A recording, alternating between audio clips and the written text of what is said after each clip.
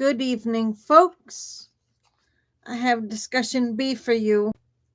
Now we're discussing England's assisted dying bill. Here we go. Peers suggest over 900 changes to assisted dying bill. Highlights a demographic moment in the UK's legislative process.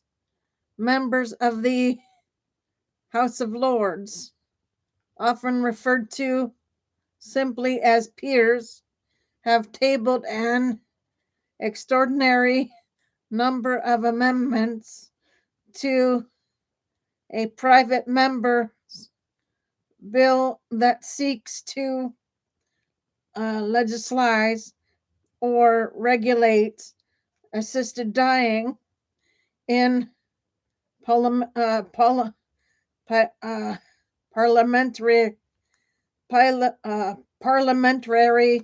terms. These changes are proposed amendments that will be scrutinized line by line during the committee's stage, the phase where bills are dissected in detail.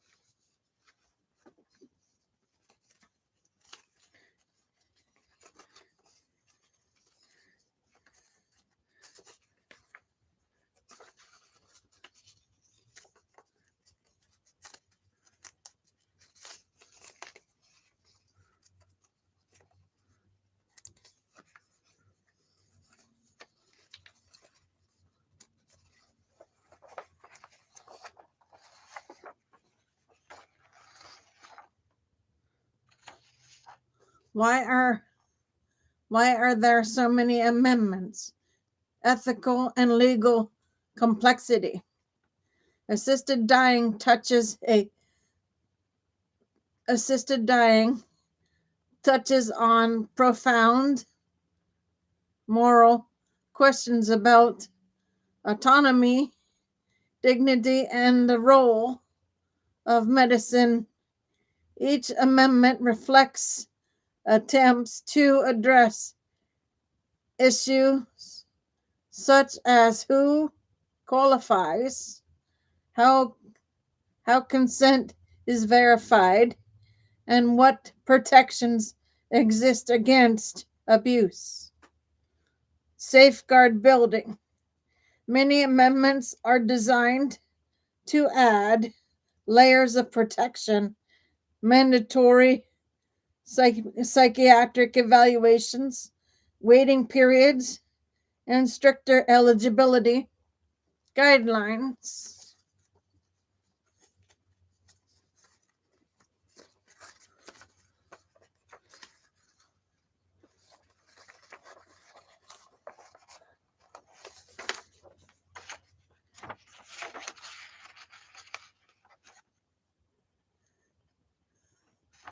To ensure skeptics that vulnerable people won't be exploited. Procedural resistance. A floor of amendments can also be a strategic move by overwhelming the process with technical debates.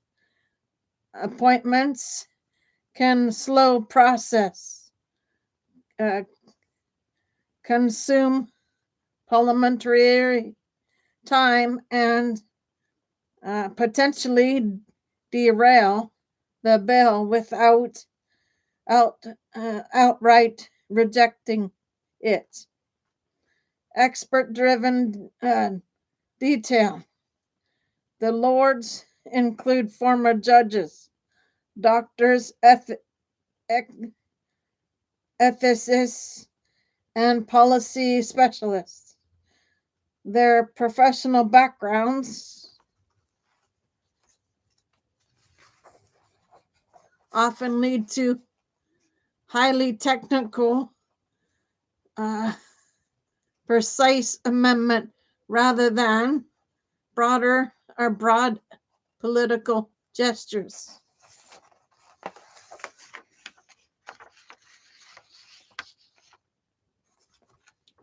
What this means for the bill's journey: prolonged committee stage with nearly 1,000 amendments.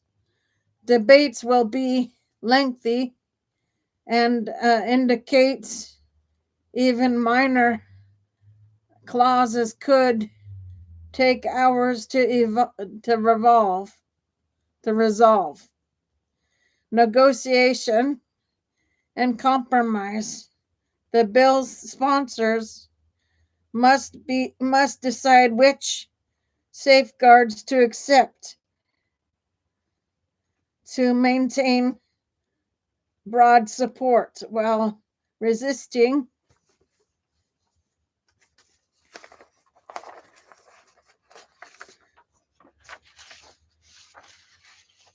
changes that would dilute or undermine the bill's purpose.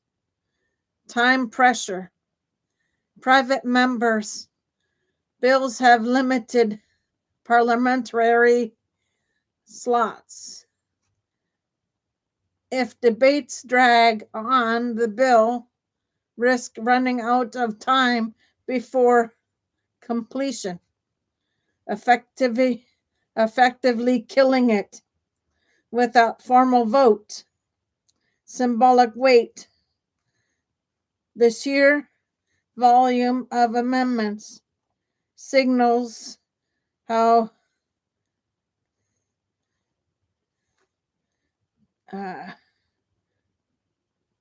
contentious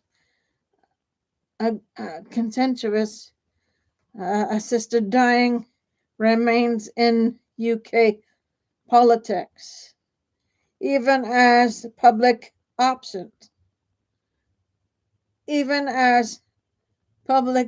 opinion shows growing support.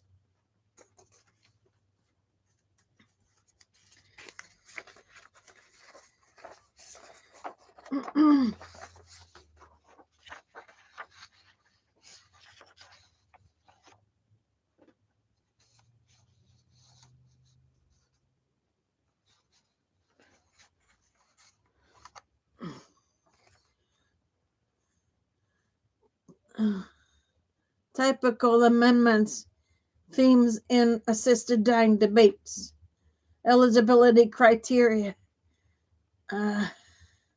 restricting access to those with terminal illnesses, specific prognosis, or residency requirements, consent and capacity, requiring multiple independent medical opinions, mandatory wait periods, and enhanced documentation to prove informed consent, safeguards against coercion, screening for elder abuse,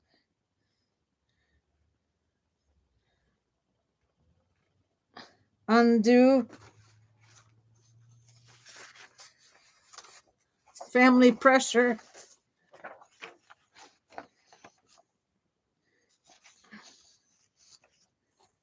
or mental health crisis, professional roles, clarifying doctors' responsibilities, protecting constituents' objection, and defining liability, oversight mechanisms, establishing registries, audits, and annual reporting to Parliament, equity to access, ensuring rural, disabled, or marginalized groups are neither excluded nor pressured into choosing assisted dying.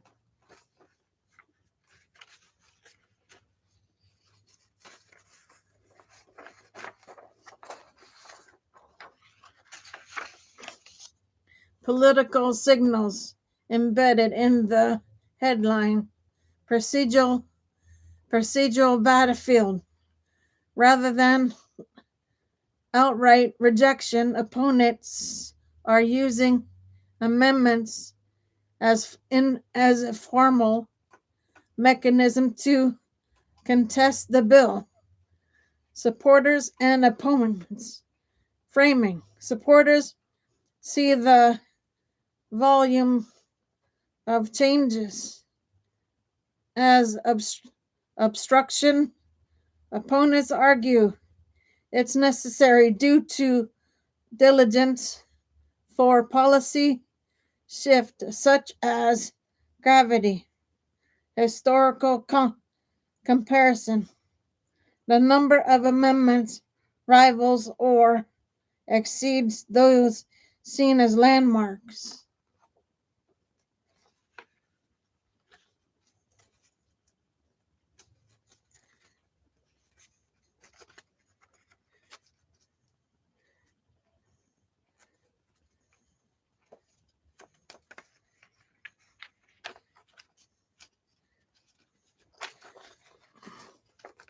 Okay, guys, so that I'm going to take a break. I'll be back on for C in a little bit.